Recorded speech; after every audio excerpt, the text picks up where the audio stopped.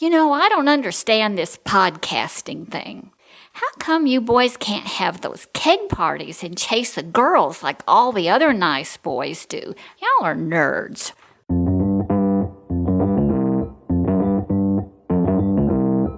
Live from Joe's mom's basement, it's the Stacking Benjamin Show.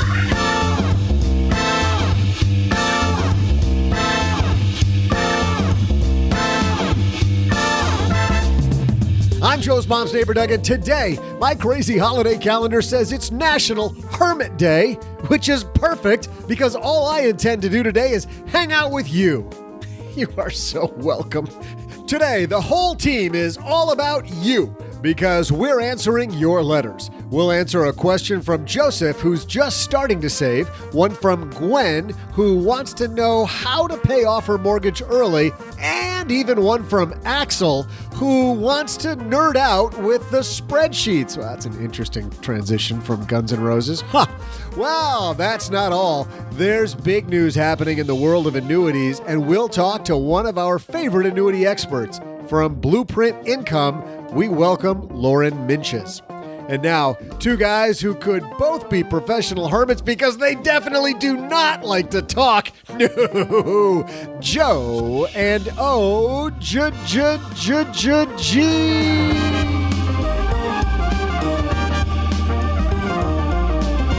Is he trying to say we're chatty? I was thinking, when he says hermit, I immediately think crab legs. Because I think hermit crab, and I go right to crab, and I'm going all-you-can-eat crab. And I think back of a place I used to go for $19 when I was in college on Tuesdays. That sounds like some quality crab leg right there. It actually was. What? This place had to stop doing it because once the college kids figured out, it was kind of in a sleepy town next to the college town. Once the restaurant figured out that all the college kids were coming there, they had to shut her down. Shut it down. Yep. Sir, you said all I could eat. Yes. Keep it coming. By the way, when you're in college, that's like the best financial move you can make. Is to find the arbitrage line, right? I mean, that is college arbitrage. Oh, yeah? You bet I can't beat that number? I bet you I can make you pay. Yeah, we had that at when we were in Detroit last week. We went out to dinner, and the guy says, well, this is a pretty big bucket of chicken. It's really meant for 4 people. And Doug and I went, challenge accepted. It's so funny. I jumped on, and I think you guys were upset that I was having some of the chicken. You're like, no. Yeah. That's all right. I mean, you did take the biggest piece that, it was both of us were going to cage fight over, but it was good chicken though. It's actually really good. And actually downtown Detroit, although I used to live there and the basement's moving back, I had no idea how cool downtown Detroit was. I told Mrs. OG the same thing. I said, it's been so long since we've been down there. She worked down there for a while, long time ago. And it totally was go to work, come home, go to work, come home. And that was the extent of, her travels. I've been down there for football games and baseball games and hockey games, and it was literally go to the game, come home. Go to the game, come home. And now, hang out, all sorts of cool stuff. 3 years ago, I told myself as I saw some construction starting downtown Detroit, I said, we should buy some property downtown. And then 2 years ago, I said, it might be too late. And we were down there celebrating being back in Detroit. It's totally too late. I was trying to figure out how I should marry Dan Gilbert's daughter. I should get in on this, but I don't have the money to compete in the real estate space. How do I does he have a kid that maybe my kid could marry, or maybe, Mrs. OG is okay stepping aside while I take one for the team, get in with the billionaire family. Can you see maybe that? She should get in with the billionaire family, whatever. You guys set up this whole plan. There's going to be a marriage involved, then a divorce, and then somehow it backfires. Get back together. Sounds like a movie, doesn't it? Yeah. You know how you make all this work? You have to look your best, OG. That's the key. If you look your best, then you can get into the Gilbert family. And with that, we have to thank Mack Weldon, which, by the way, I got my Mack Weldon closed. Have you gotten yours yet? Got it. Yeah. It's incredible. Yep. Thanks to Mack Weldon for coming on board and supporting Stacking Benjamins. Mack Weldon is a premium men's essentials brand that believes in smart design and premium fabrics. For 20% off your first order, visit MackWeldon.com. Use promo code SB at checkout. We'll talk about them more later, but Cheryl stole some of my clothes that I got from Mack Weldon, like immediately. Oh, this one's mine. The men's clothes? Yes, of course, meant for men, but obviously made for... It's pretty soft cotton. It is incredible. Obviously made for sure. What did you get? Or we'll talk about it later. Yeah, we can talk about it later because we got a show to do. Normally we'd have a second show sponsor here to thank, but you know what? We have to thank you, everybody who came out for our live tour, because we've never done this before. And I have to say, it was so fun meeting so many people. And Detroit, the way you packed the house to end our tour was kind of standing room only. Did you see how they had like chairs lined up on the one side there? Yes, we were so thankful to see so many friends, meet so many new friends, and have some laughs with our friends. And people came from all over, people from Cleveland, Columbus, Kalamazoo, Holland, all the way across the state of Michigan. And just very grateful that we've got friends that we hadn't met before. And that's always fantastic. By the way, and a big thanks, if we're talking about sponsors, we couldn't have done it without both Bloom and TIAA. Bloom with 3 O's, managing 401ks, and TIAA working with very smart people. Oh my goodness, those stories of difference makers around the country that TIAA told. They kind of brought it every episode, didn't they? Yes. They're like, oh yeah, you thought last week was good? Yes. Check this out.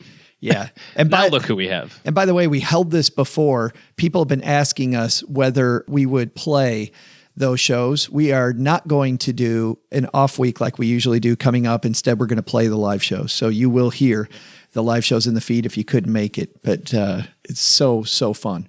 And the hard thing is some of those are live visual gags that we did, but great times. So thanks to everybody. All right, enough thank you. We got a show to bring because we've got your letters, which is always our favorite episode. So let's get this party started. Hello, darlings. And now it's time for your favorite part of the show, our Stacking Benjamin's headlines. Our first headline comes to us from CNBC, and this is written by Tim Seymour and Ryan Dodd. The red-hot FANG trade is officially over. Did you know that? Did you get the memo that FANG stocks? Oh, darn it. Yeah. I didn't. You're suffering from fear missing out now, aren't you? Well, what a great opportunity to short all those stocks. I don't think they're saying to short them.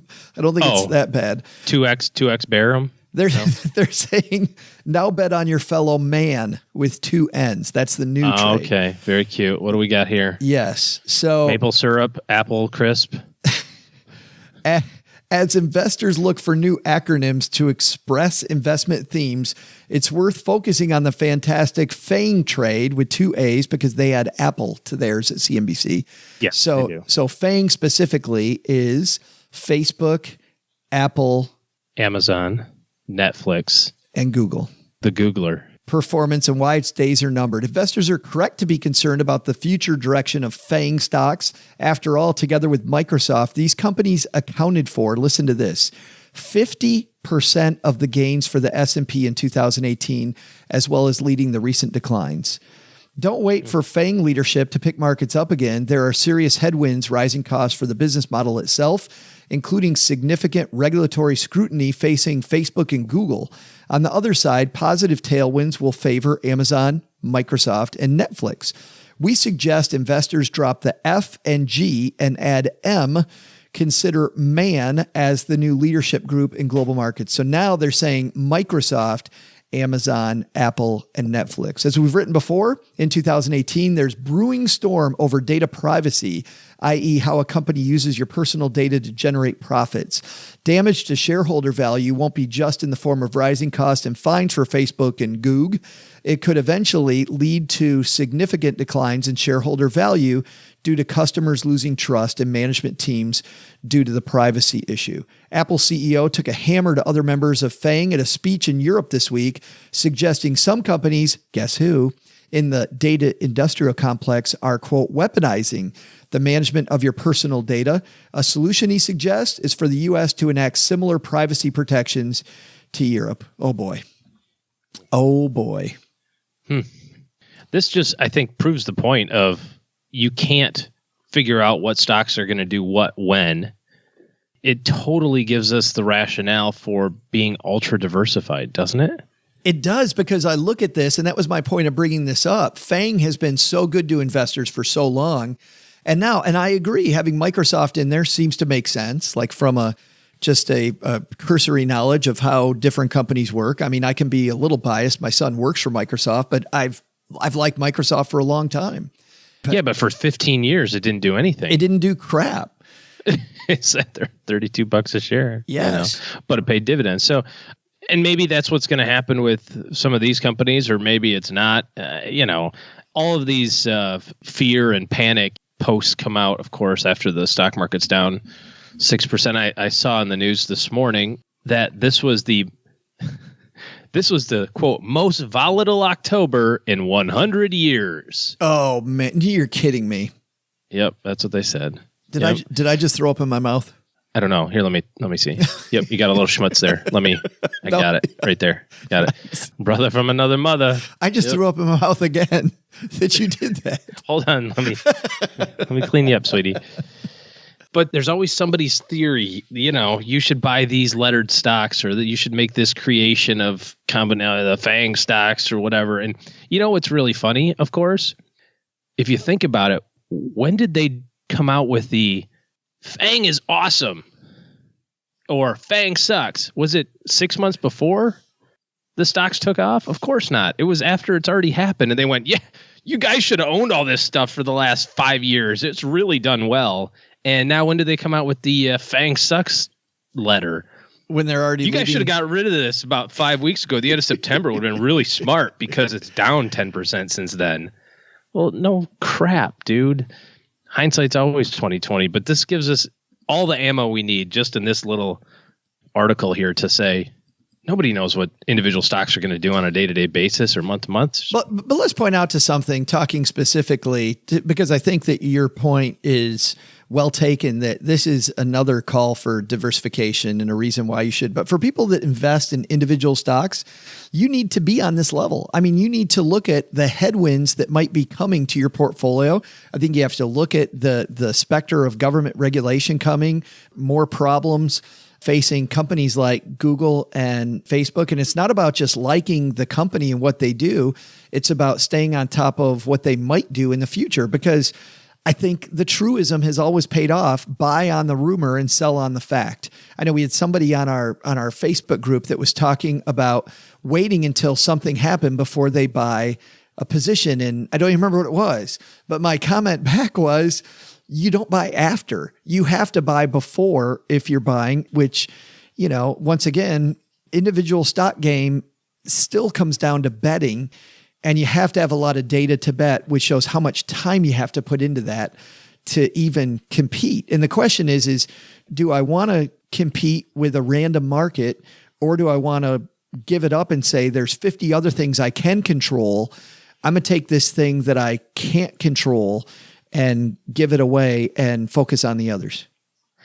If you're going to play the individual stock game, I think you have to recognize that you need a great deal of money to do it, because buying and selling individual stocks in 50 or 100 share increments is not profitable. It just costs too much to do.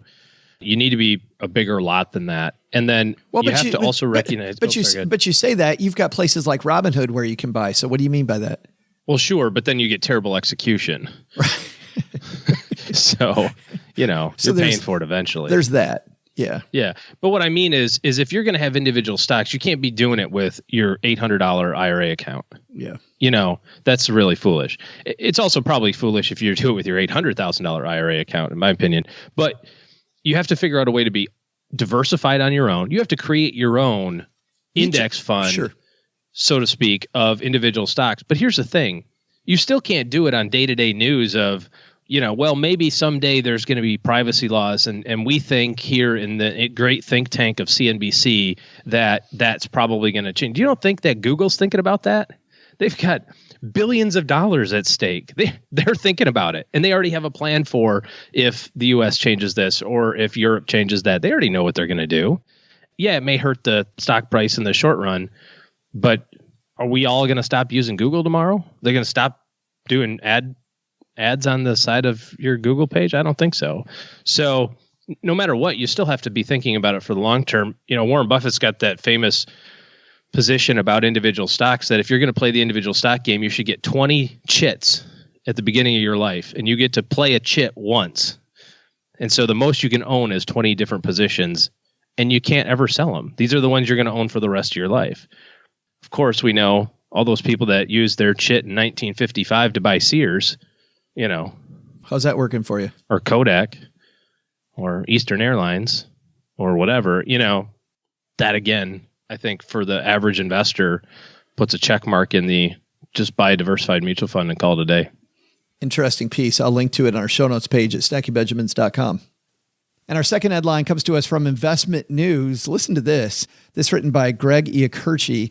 Ohio National, an insurance firm, to end brokerage arrangements, eliminate advisor compensation on variable annuities. Financial advisors say the move will leave their clients vulnerable and sets a bad industry precedent. Greg writes, in what's believed to be a first-of-its-kind move among insurers, Ohio National Financial Services, Inc. has informed broker-dealers that sell its variable annuities that it will terminate servicing agreements and cut off commissions by mid-December, setting the stage for a showdown with some of the largest brokerage firms in the country. Ohio National sent a letter to its broker-dealer partners on September 28th to provide notice of termination of any and all servicing agreements in place between the two entities and their affiliates. The termination, which takes place December 12th, means that all individual annuity sales compensation will cease at that time, according to the letter which was obtained by Investment News. We have an expert in this area that we talk to all the time about annuities. Her company is disrupting the annuity business. We've got Lauren Minches on the line from Blueprint Income. Lauren, how are you? I'm great, Joe. How are you? Well, I'm good, but a lot of commission-based financial advisors aren't good. Basically, what this says, tell me if I've got this right, Lauren. What this says is that these advisors, which sold these annuities and were promised a trailing commission, Ohio National just said, we're not going to pay you that commission anymore? That's correct. That's what they said. And they have a contractual agreement with these advisors that said that they would pay them commissions. Well, I think this gets at the complexity of products, both from the consumer standpoint and the advisor standpoint, because technically the contract, if you read it clearly, allows them to do this. It's just that nobody expected them to do this, and it's one of those fine print type details. Yeah. Later on in the piece, and we won't read the entire piece, it also says that lots of companies are getting out of the variable annuity business, which is, you know, is a business that's already laden with fees, and people talk about it being very expensive. Yeah, so I think a lot of this has to do with the evolution of the insurance space. It used to be that people used insurance agents and insurance products to get most of their financial support. But as managed funds and 401ks have taken off, finance has been able to deliver access to financial products much more cheaply than insurance has been able to, because of the distribution system they have set up, because the products are complicated, because of the legacy technology systems they're using. So you've got an interesting situation where both sides think it's expensive. The insurers, right? The insurers are saying it's expensive because, and this actually goes back to the financial crisis when you started to see insurers like the Hartford getting out of variable annuities. They had priced the guarantees based off of one set of assumptions, and then the market did things they didn't expect, and all of a sudden these guarantees became more expensive for them to offer. So they think that it's expensive, distribution is expensive, and then also consumers now, because there are so many other options, like very low cost ETFs, look at insurance and think the insurance is expensive. So we've got these legacy systems that need to be disrupted at insurance companies. I think that's what you're saying. But also, when you say distribution, you're saying the same thing everybody's saying. It's because of the high commissions in the first place that are making it difficult for these companies to keep them around. I think that's part of it. The reason why the insurers pay high commissions is because the products are complicated. So you need somebody to explain it to someone across the kitchen table, which is really what we're in the business of trying to improve. If only we made these annuities simpler, like the ones on our platform, perhaps you wouldn't need as much person-to-person, face-to-face conversations just to understand it. So part of it is just built into the product complexity and the fact that it does require a lot of training to make advisors and insurance agents qualified to sell the products. And then it takes so much time to make a sale that they have to compensate them for the time. Is it partly, though, Lauren, that these products just need to be simpler? I mean, I know lately there's been a lot of bells and whistles. At least when I was an advisor, there were a bunch of bells and whistles added to these products, maybe streamline them. Yeah, there's another thing that's going on. We're starting to see insurance companies offer more investment type products versus pure insurance products because it's easier to offer an investment than it is to offer a guarantee.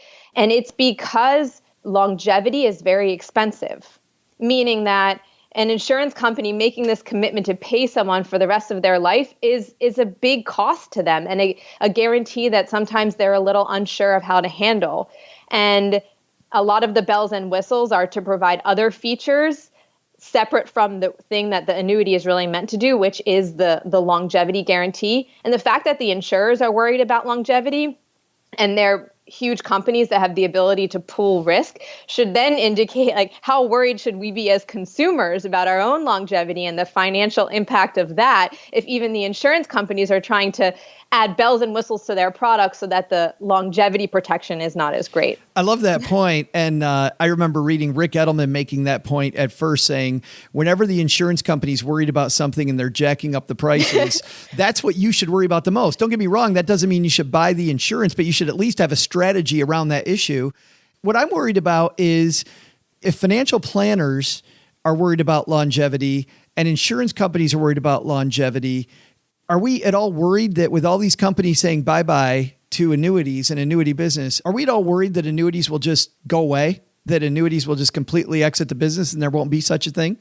That's not really a concern of mine. Part of it is because as long as insurers are in the business of offering life insurance, the annuities are a good business for them to be in as well, because it's the opposite side of the risk. Oh, right. But there is a danger of the market becoming less competitive if there are fewer people participating. And I think overall, we have employers who have now exited the longevity space too by no longer offering pensions. The government has its hands full with Social Security. So I do think there needs to be a larger conversation about society and the general longevity of society. Now, part of the reason that it's all expensive is that not that many people are protecting themselves from longevity risk. And you know how insurance works. The larger the number, the easier it is to provide the coverage. And so if we only have a small subset of the population buying annuities, then the insurers actually have kind of a hard time protecting people from the longevity risk. So what we need are more people buying annuities, or a greater system set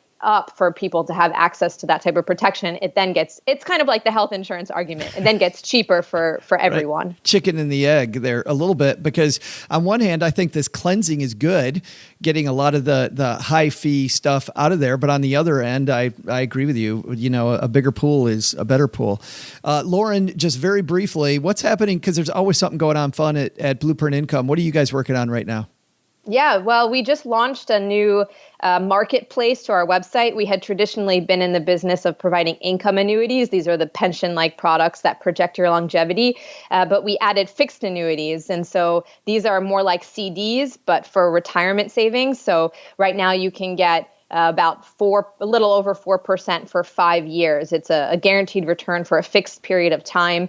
On our site, you've got 30 plus insurers. And we, just like with the income annuities, we're trying to have the most competitive rates and the best access to guaranteed products. Awesome. And we'll link to Blueprint Income on our show notes page at stackingbenjamins.com. Well, thank you for being available on short notice to help us work through this, because there's a lot of financial advisors, a lot of brokers selling this stuff screaming right now, Lauren. So I'm glad you were available. No problem. Thanks for reaching out, Joe.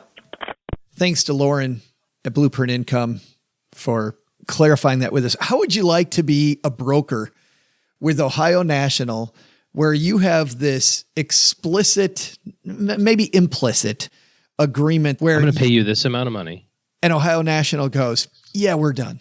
Psych. Well, you're seeing the fallout and wobbling of companies post Department of Labor fiduciary rule going bye-bye. And the SEC has no cojones to fix this, or they have teeny tiny pelotas. Okay. Let's put it a different way. This is why. No, that is the answer, because if the freaking SEC would say, here's what advisors can do or can't do, and here's the phrase and here's the wording that you can use, and get rid of this blurry line bull crap. It's just very frustrating being on this side of the table and seeing the wishy-washiness of these firms, whether it's Ohio National, Merrill, my favorite one recently that just got a little bit of press a week ago, State Farm, which 2 years ago or 3 years ago said, we will not allow you, if you're a CFP and you work at State Farm, we will not let you say that you're a CFP. I don't know how you could be a CFP and work at State Farm, but because no, seriously, because you don't do planning, right? I mean, it's just, right. But because the CFP board said that you have to have a fiduciary standard at your firm. We don't care what the government says. If you put yourself as a CFP, you better be a fiduciary. State Farm said, no, you can't do that. Well, guess what they just announced a week ago? They just said, you know what? We've got 15,000 brokers. We should all have them be Series 65 licensed so we can start selling these mutual funds again. Because the Department of Labor ruling's gone. We've got a captive audience. We've got one of the largest sales forces in the country. I had a discussion with a couple friends while we were in Detroit, a couple old financial planning buddies, and we were talking about these companies that say, hey, we're doing what's right by clients. And then the Department of Labor specter of a new rule comes around and they go, oh, yeah, we're going to change. Well, now we're doing what's best for the client. This is best. And then now that it's not going to go through we're going to switch back to what's really best. Yes. Do you want more dogs or ponies? Would you like more smoke or more mirrors? Which one would you like? It's very, very frustrating. It is why I'm so happy to see, by the way, companies like Blueprint Income just nuking, just blowing up this area. Yeah, watch this. Yes. Here's how we're going to do it. And TIA, by the way, doing the same thing. Excited to see companies like that. I think our takeaways from these, number one, not ready to trade FANG for MAN. Well, then maybe you need to just diversify and let that go. Have a diversified portfolio and quit betting on individual stocks. And then second headline, the annuity business, it's a change in. Stay tuned. There's going to be a lot more where this came from.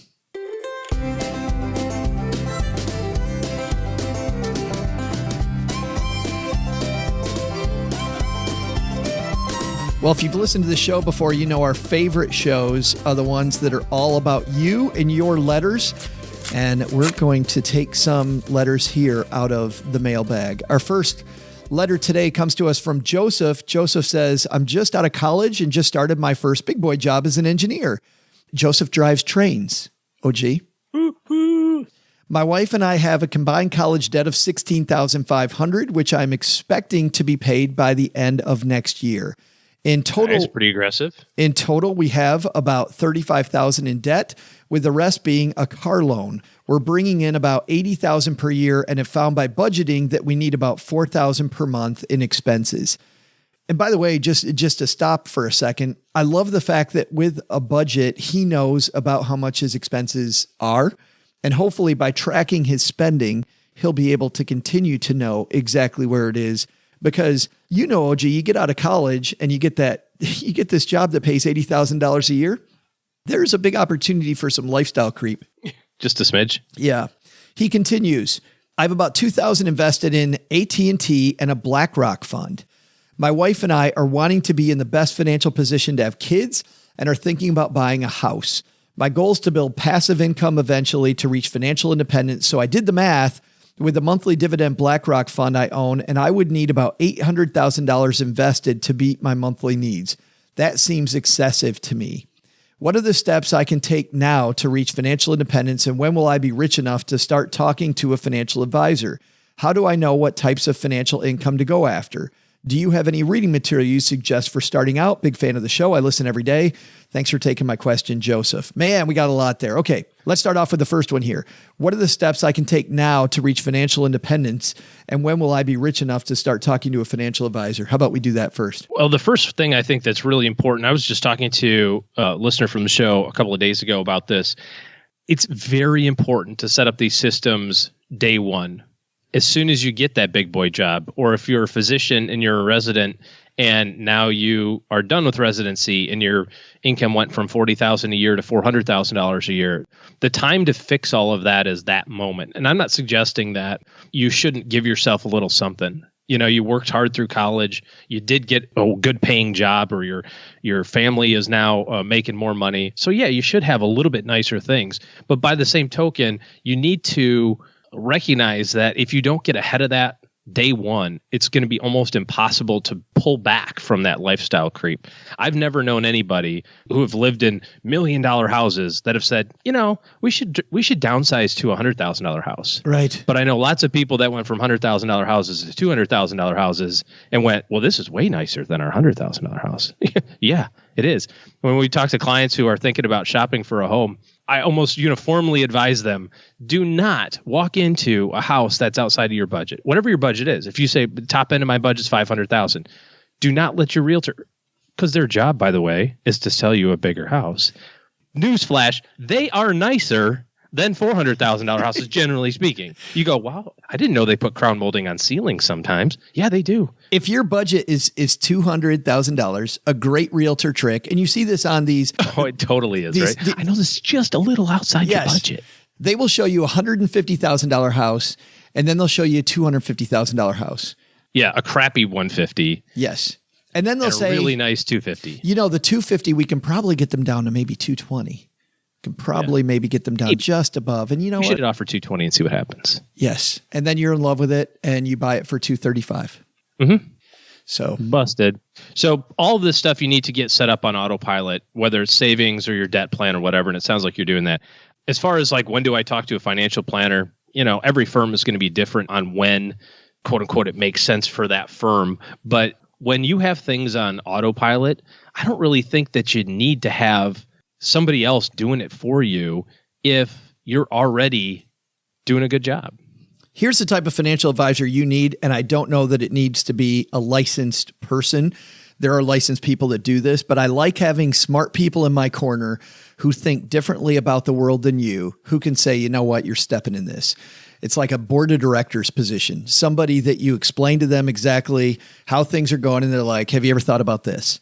I like having that voice in my ear. And maybe that means you find a fee-only person that will charge you a fee to sit down with you twice a year and sit in on your, quote, board meeting. And maybe it's just a friend who you let into your personal situation that will disagree with you, but still has your best interest at heart. So I don't think you can do that soon enough, OG. I think this idea of a mastermind is a great idea. Yeah, I agree with that. Absolutely. The reading material that I would suggest, especially before you buy that house, our friend Scott Trench over at Bigger Pockets wrote a book I like called Set for Life. And for anybody who's just starting out, I really like that. My kids devoured this book, and it talks about saving your first 10,000, your first 100,000, and your first million. It's a great book. And by the way, if you want to support the show and also independent booksellers, we have a relationship with Powell's. If you go to stackingbenjamins.com/Powell's and buy it there, you'll support independent booksellers and you'll support Stacking Benjamins. But buy it however you want, because that's some reading material based on what you're trying to do, Joseph, that I think I would highly recommend. I want to go back to this 800,000, how Joseph thinks that's excessive. Let's do some math, OG. Some really realistic math. This is my favorite part. I was hoping we were going to do this. 800,000 is nowhere near excessive. And it's nowhere near enough. And by the way, there are people in the financial independence community, and I love the community, and I think we need to be talking about what are our values first and how does consumerism happen to us second. More people need to think about the world that way. So I love that.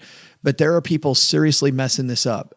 If we use the 4% rule, which is flawed, and by the way, it's flawed because it still isn't enough for a lot of people. But if we just use... Well, the time horizon on 4%, if you read the study, is 30 years. Yeah. 30 years. That's the likelihood. If we use the 4% rule, though, as a starting point, and everybody says, like OG just did, you need more than this, 4% of $1 million means you can live a $40,000 a year lifestyle for the rest of your life. Now, why? Because Joseph's going, whoa, my dividends are paying more than that. There's this thing called inflation. And inflation means you're going to need that pile of money to keep getting bigger so that you can continue to live that 40,000 lifestyle. Now, 40,000 based on Joseph, if you're 4,000 a month, you're already at 48. You're already above that. You can live on $40,000. You're not a baller, but you can do it. This is how I start this. So when we do discovery calls, one of the things I ask is, have you calculated this? And I like to do this back of the envelope calculation. So I didn't hear if he said how old he was. He's just out of college. Just out of college. So I'm going to say he's 22. And I'm going to give him 20 years to get there. Hell, I'll give him 25 years. How's that? So make him 47. Joe, do you even remember being 47? Easy. I'm sitting right here. I know, but check this out. Think of it this way. When you were 22, or your kids are 23 right now, how old is a 47-year-old to a 23-year-old? Oh, ancient. Right. How old is a 47-year-old in real life? Very young. Practically normal. Like a millennial. In your case, absolutely. But no, seriously, when you were 23 and you thought about being 45 or 47 or 50 or however old you are now, you thought you'd be probably 1 foot in the grave. But the reality is that it goes by really fast. Life is very interesting in that respect. So 25 years seems like a really long time considering you've only been on the planet for 22 or 23, but trust me, it'll happen really quickly. So first thing we have to do is add inflation to the $4,000 a month, because not only is inflation going to happen after you start drawing from it, but it's going to happen before you start drawing from it. Oh, good point. Right? So, yeah, well, I have those from time to time. So we're going to add inflation over the next 25 years to your $48,000 a year lifestyle, which, guess what? Now it's a $100,000 lifestyle. So if you're spending $4,000 a month now, you need to spend $8,000 a month in 25 years from now at 3% inflation. That's just the same lifestyle today. So if you need $100,000 a year and we're going to use that 4% number, now how much money do we need? $2.5 million. Yeah. So sorry to burst your bubble there, but 800,000 probably doesn't get anywhere close. And now I think you're also probably thinking, well, hell, I'm never going to get there. So why even bother? 2.5 million, forget it. I'm not even going to try. Well, now let's break this down and use the power compounding. Okay. So we've got 25 years to get there. Did he say how much he has right now saved? I can't remember. Just kind of paying off debt, just getting started. No, he does. He already has 2,000 in AT&T and BlackRock. Okay. A BlackRock fund. That's against 2 million. We can round and say starting out. All right. And so how much are we saving every month? We can round and say that's nothing. It's so bad. It's a nice savings. It's true. Though. It is a nice starting. savings though. Yeah. It's starting. Yeah, Start from somewhere. Here's the interesting thing. We need to save at 10%, $1,800 a month from now for the next 25 years. Well, you know what $1,800 a month is, oddly enough? Really close to maxing out your 401k. Now you might look at that and say, well, I don't have $1,800 a month. I can only save $500 a month, or I can only save $1,000 a month right now. How am I going to get to 1,800? This quick calculation assumes that that's 1,800 flat forever. Well, what do we know about your income?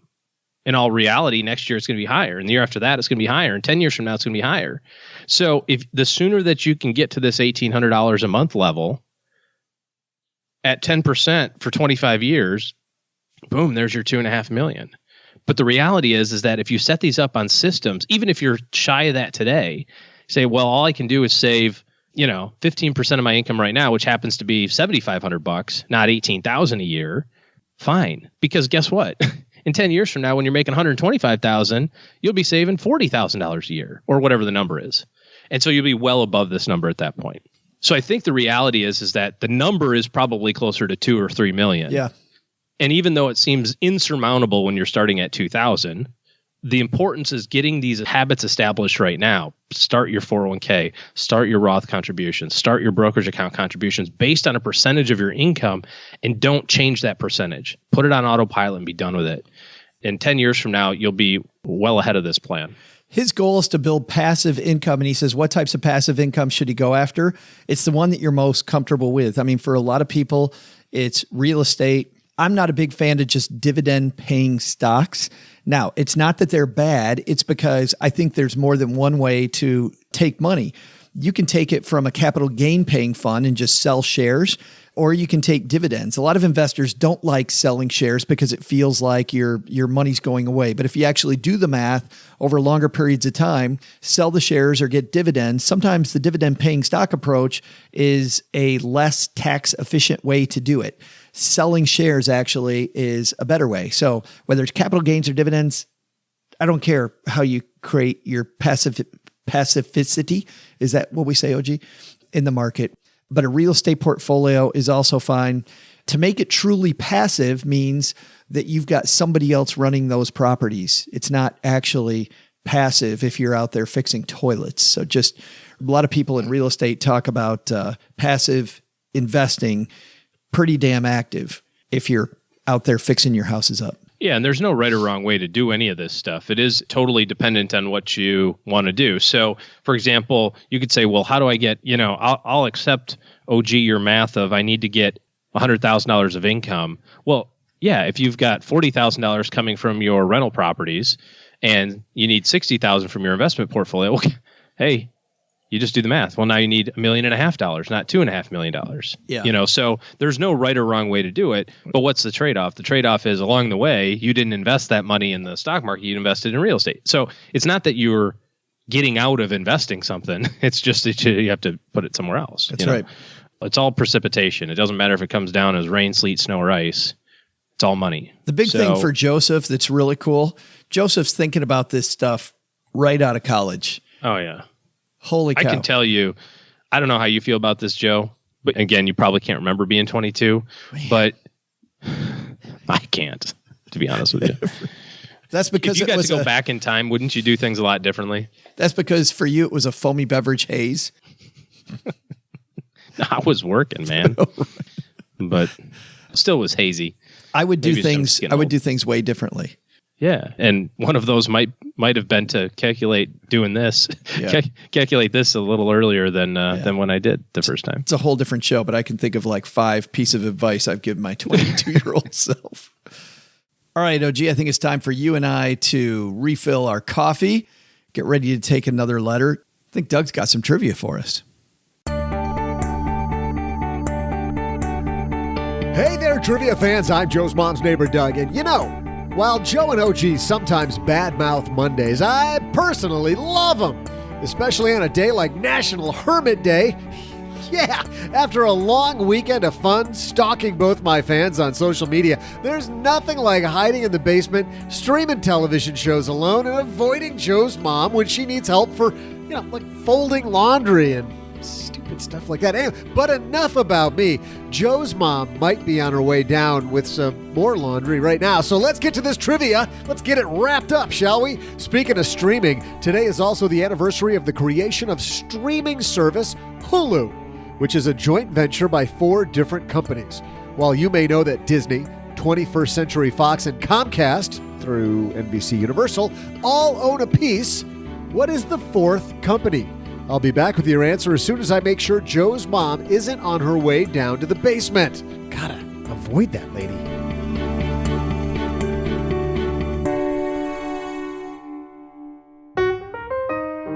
Big thanks to Mack Weldon for coming on board and supporting Stacking Benjamins. Mack Weldon's a premium men's essentials brand that believes in smart design and premium fabrics. Mack Weldon will give you the ultimate comfort in underwear, socks, shirts, undershirts, hoodies, and sweatpants. Their underwear, socks, and shirts don't only look and feel good, they also perform well. Mack Weldon believes in smart design, premium fabrics, and simple shopping. You've got a lot of other things you need to worry about. You don't need to worry about the way you look. And I got to tell you, especially with the weekend wear stuff, I love my Mack Weldon. I'm sitting in a pair of pants. And it's funny, when I first heard of Mack Weldon, I thought that these pants were glorified sweatpants. And it's funny because I even told Cheryl about them when we got the package, and she said, all right. And I put them on and she goes, man, you look great. Like, they really look good. They're comfortable to wear around home, but you can even make a run to the grocery store and you're going to look fantastic. By the way, I also ordered a pullover sweatshirt, very comfortable fabric. Cheryl immediately stole it. I don't even own that thing anymore. Made for me, bought by me, for me to wear. It's all Cheryl's now. She's like, nope, this one's mine. The socks, the underwear, well, luckily, I get to keep those too. Their products start with innovative fabrics that each have their own unique purpose and story. This includes their silver line of underwear and shirts made with natural antimicrobial material that eliminates odor to keep you feeling cool and fresh all day long. So whether you're working out, going to your job, going out on dates, or just wearing them in everyday life, Mack Weldon. If you don't like your first pair of underwear, I love this. You can keep it. Mack Weldon will still refund you, no questions asked. Don't like it, keep it. Still get a refund. That's pretty cool. Mack Weldon makes online shopping for men's clothes both easier and rewarding. I got to tell you, not only do I like the clothes, as a guy who hates clothes shopping, website's super easy to use. I got in, I got out, my stuff came. It's that easy. It was incredible. I got to tell you, for me, the pants are the thing, especially for a guy who works in his mom's basement. These pants are amazing. So for 20% off your first order, head to macweldon.com. You're going to use promo code SB at checkout. You know why?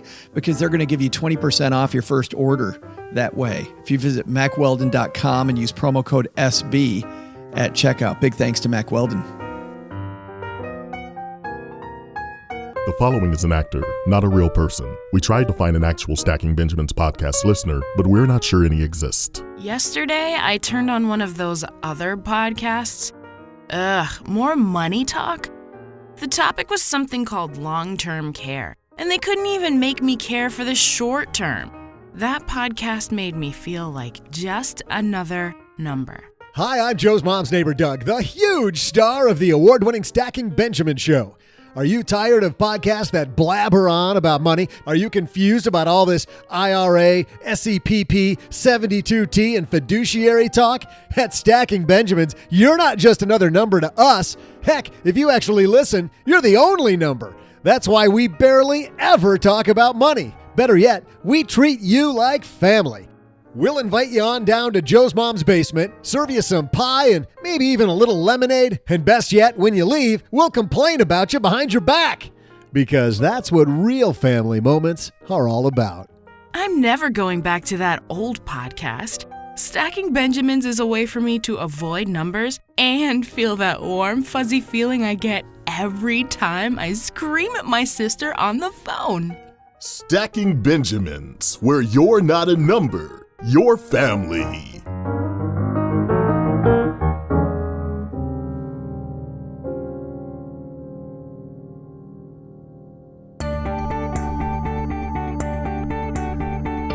Welcome back, fans. I'm Joe's mom's neighbor, Doug, and I'm celebrating National Hermit Day. How else? By sitting alone, streaming some brilliant shows, including an obscure little gem you probably never heard of. It's this kind of the off-Broadway comic named Seinfeld. I'd highly recommend it, though. This guy's up and coming. That character, George, is brilliant, and he clearly carries the show, just like I carry this podcast with my trivia. Speaking of, here was your question. Today is the anniversary of the creation of streaming service Hulu, which is a joint venture by 4 different companies. While you may know that Disney, 21st Century Fox, and Comcast, through NBC Universal, all own a piece, what's that 4th company? The answer?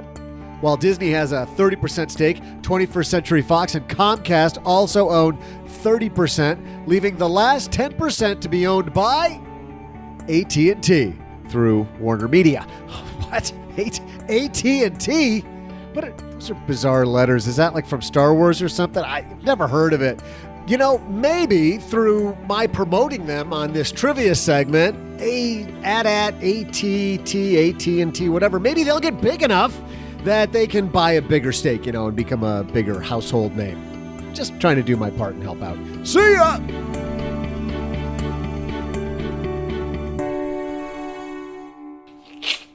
Our next letter comes to us from Gwen. Hey, Joe and OG. Can you elaborate more on your reasoning behind not paying off your mortgage early? I understand the extra money, say $500 a month, could be invested and grow, which could later be used to pay off a mortgage in one lump sum. Essentially, you could pay off the mortgage early, gain some interest, and also have some flexibility in case you change your mind. However, aren't you missing out the opportunity to save interest every month? Doesn't paying $500 extra each month reduce your total interest charge because your principal balance is now decreased by $500? Or put another way, doesn't paying extra in November save you interest in December, etc.? Obviously, 1 month wouldn't make a dent, but done every month, you could save some serious Benjamins over time. Can you help me on this? Thanks. Love that question, Gwen. And this is all about, it's actually a math question, OG, because once you actually do this math, it works both ways. Well, I think it's funny. I don't think this is a math question. I think this is 100% a personality question, because you're right. In the long run, I think you can say, from an interest rate arbitrage standpoint, should I pay off something that's guaranteeing me 4% in exchange for something that may or may not get me 9 to 11% a year? It all depends on the timing of that, right? Think about somebody who started the investment account, I'm using air quotes, to pay off their mortgage, let's say March of 2000. And the whole plan was to be done paying off their house by, I don't know, May of 2009. How'd that work out for you? Not great. And at that moment, you probably looked at the account and went, well, dang, I should have just put this on my house and I'd have my house paid off. Instead, I've watched my portfolio go up and down and sideways and now really down. This was a really terrible idea. Contrast that with somebody who, say, started this in March of 2009, and now we are in October of 2018. How did it work out? Well, pretty good if you were pretty well diversified. So it is a little bit of a timing thing, but more than that, it's a behavior thing. And even more than that, it's a personality thing. What do you hate more? Do you hate the idea of the debt, or do you hate the idea of having to cash out an investment account? Right now, most of the time when you get your house and you're starting your mortgage payment, it kind of takes your breath away because you go, oh my gosh, this is a huge house payment. We're not used to it. It's some people, 42% of their household income, 25% if you follow the Dave Ramsey deal, and it's still a large number.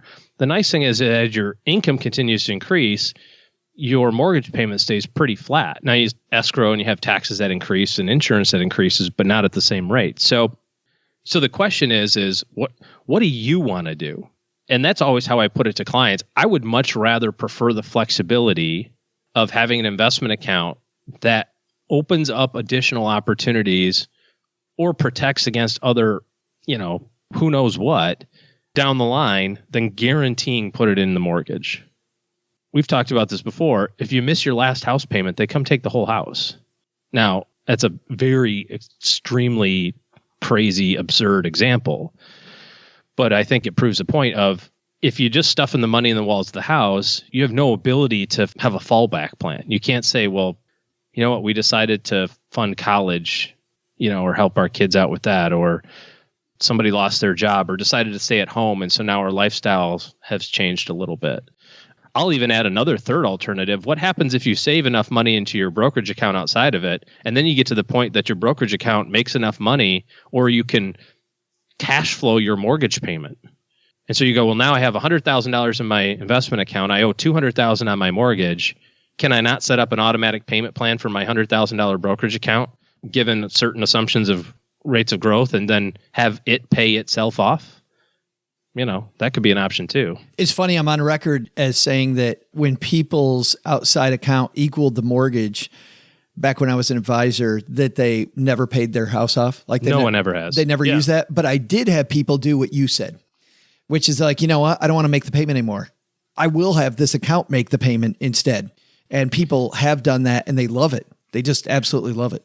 What I've had is 2 people in the last year who have been within, let's say, 5 years of paying off their house. The mortgage balance is down to $61,000. They're paying $1,000 a month. Maybe they're paying $1,200 a month because they're putting a little extra on it. And they just kind of shaking their heads going, this is so annoying. And you go, well, it's going to be paid off anyway in the next few years. You just want to pay it off now? Should I do that? Do you want to? I'm asking you the question. Yeah. And in both instances, clients called the next day and said, yeah, we did it yesterday. We paid it off yesterday. Yeah. Since you said it was okay, we're going to pay it off. That's we know it kind of takes a hit in the investment account. So be it. Huh. Boy, it feels nice. But the funny thing was I talked to this one person in particular I'm thinking of, and I said, so how's that? Did you sleep better that night? Did it feel? She says, yeah, I guess. It was kind of nice. She said, I really thought that there would be more pomp and circumstance around, it's hey, done. You paid your house off. Woo-hoo! Like, Egg McMahon shows up with a big deed and you got like a balloon party and stuff. She says, yeah, about 6 weeks later, I got a letter in the mail from the bank that said, consider us for any of your future housing needs. She's like, that was it. I said, yeah, Nothing. It's pretty unceremonial. So I don't think there's a wrong way to do this. Gwen does ask about the math, and we do have to pay a little bit of attention to that. Gwen, the math. No, we don't. I was trying to get around it. No, but the math still 9 times out of 10 works out way better by putting the money. 60% of the time, it works all the time. Much more often than that. If you've got at least 15 years left on your mortgage, the math almost every time works out better. Because she's asking specifically about the math. You are saving on interest, but the math inside of the investment account is growing over that long periods of time at a much faster rate. Yeah. It's just saying guaranteed 4 versus hypothetical 10 or whatever. Right. Yeah. And that is the problem is you're going future results against a guaranteed number. Mm-hmm.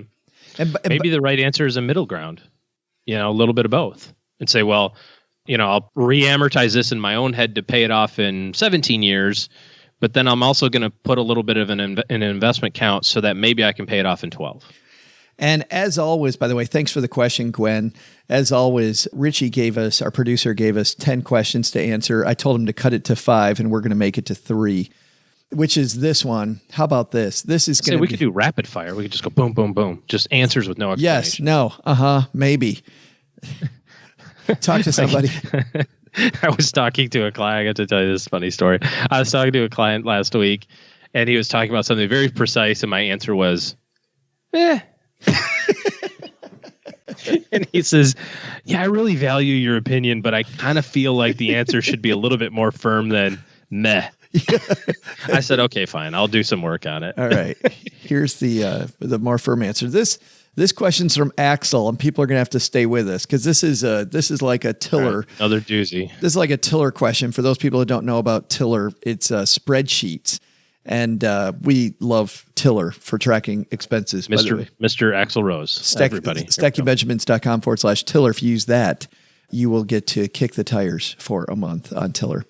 But here's what he's asking. He's asking spreadsheet questions, which always make me go, oh boy. On the radio, trying to talk about spreadsheets. Yeah. And then in cell A16, I know. Tab. I know. Control Alt F7. Let's see if we can do this.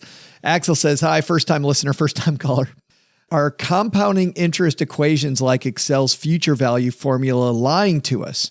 I thought to get an accurate prediction of investment performance, you choose an annual interest rate like 5%, an expense ratio like 0.65%, and you do the math.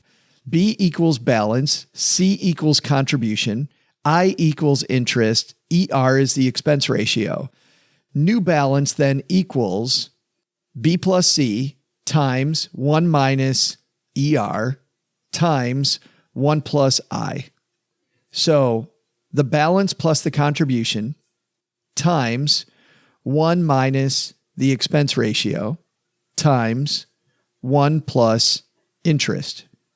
New balance becomes B, and you repeat this for how many years you want to project forward. Cool, I thought, until I plugged in known numbers for my 401k. I know the following stuff. I know the calendar year total return. I know the contribution amount. I know the expense ratio. I know the balances. But when I plug in the numbers, my math tells me I would have made $414,000, when in reality, the balance is more like $267,000. If the math I use is what so many people use to forecast future retirement returns, then me and everyone else is going to be screwed. The projections we make are so far off. How can we accurately plan for retirement? Please help me fix my math. I want to do accurate back of the Excel spreadsheet math. Thanks, Axel. I've got one thought on what I think he's doing wrong, but might be the same thing that you're thinking. Yeah, what are you thinking? I think that he's putting the expense ratio in as a percentage and not as not enough zeros at the beginning part of that. Me too. And I actually think that the number he's using as interest rate, he's taking the expense ratio off of that. And I believe the number that he's getting for interest rate already has the expense ratio baked in. Yeah. Here's the other problem with future value calculations versus real life, and why your numbers are always going to be different versus, because your returns don't happen on the last day of the year or the first part of the year. And so future value calculations are assuming you get to pick, by the way, this is another unique thing of Excel. Do you want that interest rate to be credited on day 1 or on day 365? I always want of the year. I always want it on day 1. Always. Well, that's when you get to pick, unless you owe the money, and then you want it. Right. You prefer to be. Day. Oh, I'm sorry. Do I owe? I want that the last day, please. But what happens in real life? What happens in real life is that your returns are on a daily basis, and guess what? Your expense ratio is on a daily basis also. And so there are some days when your returns and expense ratio are really bad. And there are some days when your expense ratio and returns are really good. And so each one of those dollars that you're contributing, if you say, hey, I'm going to contribute, $1,500 a month to my 401k, they're all being invested at different time periods and all at different rates of return. And each one of those days, it really matters. And so that's another reason why it's going to be off. It doesn't explain a $200,000 gap, which I think what we first led with does, but it will illustrate a much tighter return variance between, hey, I did it on my HP calculator and it says I should have 280,000, but reality I had 265. That's just returns not being uniform and also not being at the end of the time. And you're right. I think probably the biggest thing is that when you see your investment return, I got 8.682% this year. That's net of everything. That's what you get to keep in your pocket, because you don't also then see a line item from your mutual fund company that says, P.S., here's how much you're going to pay us now. They hide that crap. Well, of course they do. Yes. Because there's also stuff in there that you don't see, like trading costs.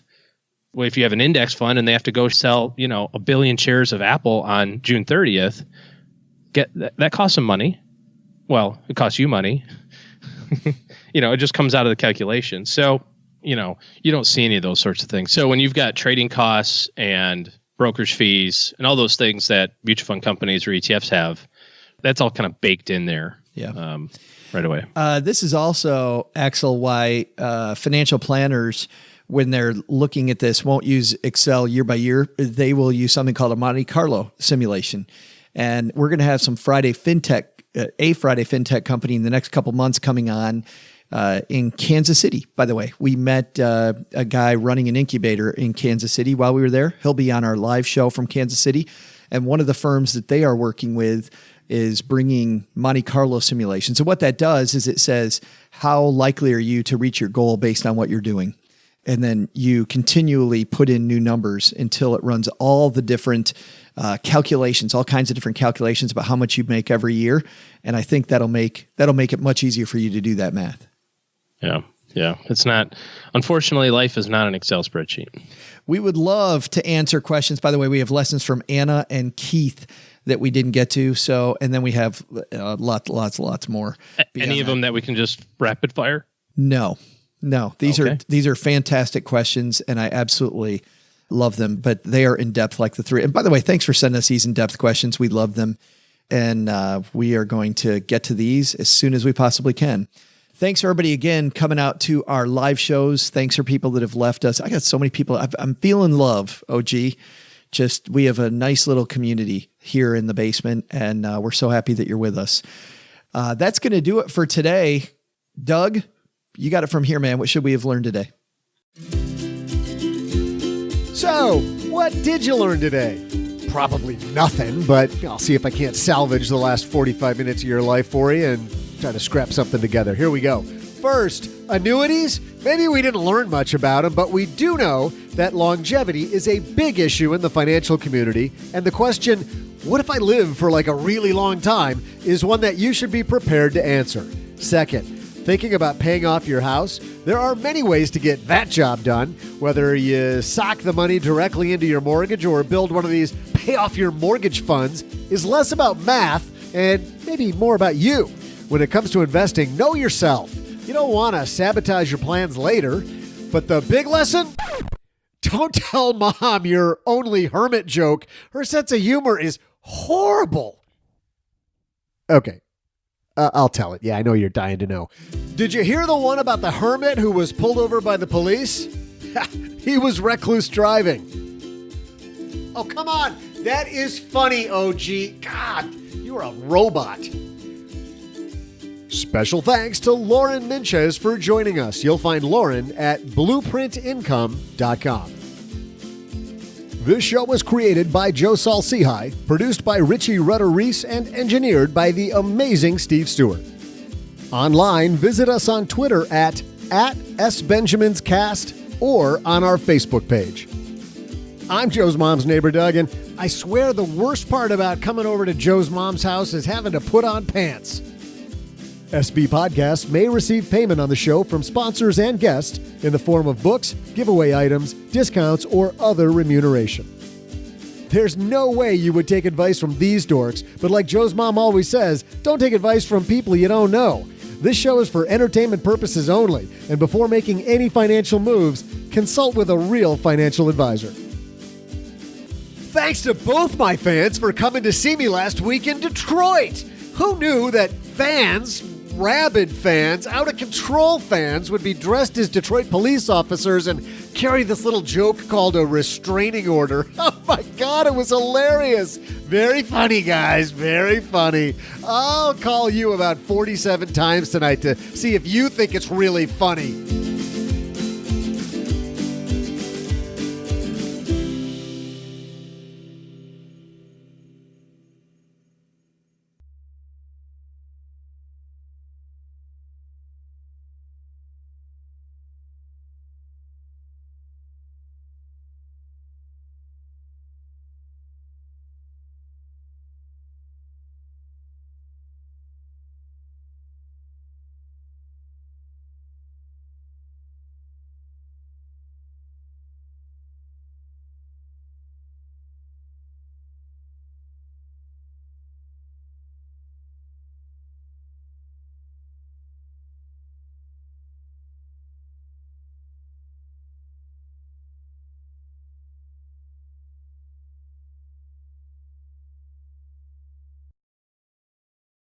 You and I spent some time on airplanes and Aeroplanos, which American means Air loves us. We've got some movies to talk about. I saw this movie, which stars Amy Schumer, called I Feel Pretty. Are you shopping for a gift? Kind of browsing for me. So sizing is a little limited here in the store, but you could probably find your size online. I have a crazy idea. Let's be honest for a minute. No matter how many times we hear, it's what's on the inside that matters. Women know deep down, it's what's on the outside that the whole world judges. You okay? I'm just dealing with low self-esteem and I want to punch you right in your dumb face right now. Do you have every rib that I have? I've been on all of these sites. No one even looks at the profile. They only care about the picture, and I'm sick of it. I've always wondered what it feels like to be just undeniably pretty.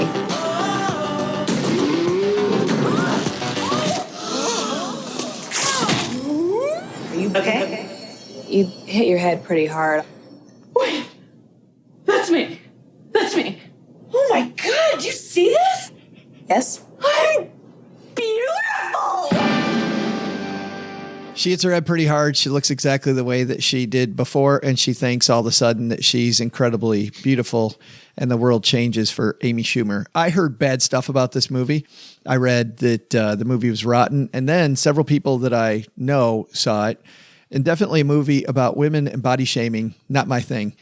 So I was more than happy to skip it. But after all the good reviews about how funny it was, I watched this movie, and incredibly formulaic. OG, this is a paint by numbers movie.